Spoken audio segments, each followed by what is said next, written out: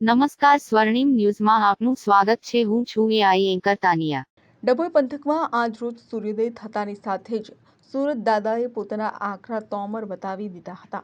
સવારથી જ તાપમાનનો લઘુત્તમ પારો 28 ડિગ્રીથી શરૂ થયો હતો, જે પારો બપોરના 12 કલાક સુધી 42 ડિગ્રી સુધી પહોંચી ગયો હતો અને 42 ડિગ્રી સુધી પહોંચેલ પારાએ સાંજના 5 કલાક સુધી ટસથી મસ ન થઈ પોતાની ડિગ્રી જાળવી રાખી હતી, જેને લઈ સતત 5 કલાક સુધી 42 ડિગ્રી તાપમાનનો પારો જળવાઈ રહ્યો હોવાની સમગ્ર દિવસ દરમિયાન ડભોઈ નગરના રોડ સુમસાન ભાસતા જોવા મળ્યા હતા.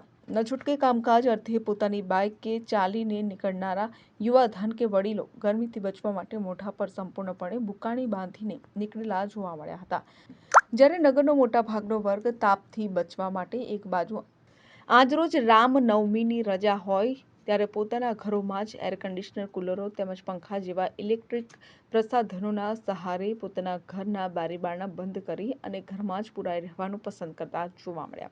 આવા 42 ડિગ્રી તાપમાનના પારાને લઈ મહેનત મજૂરી કરી પેટીયું રડી ખાતા ગરીબ વર્ગના કફોડી હાલત જોવા મળી હતી. આવો ગરીબ વર્ગ ક્યાંક કોકના ઓટલા પર છાંયડો શોધી, ક્યાંક તો વૃક્ષની છાયાનો સહારો લઈ ઘડી બે ઘડી આરામ ફરમાવતા પણ જોવા મળ્યા હતા. એટલું જ નહીં, સતત 5 કલાક સુધી 42 ડિગ્રી તાપમાનનો પારો જળવાઈ રહેવાના કારણે ડભોઈ પંથકમાં તાજેતરમાં જ બનેલા ડામરના માર્ગો પરના ડામર પણ ઓગળતા જોવા મળ્યા હતા.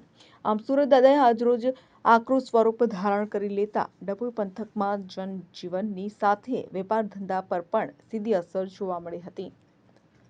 Bureau report, Dabhoi.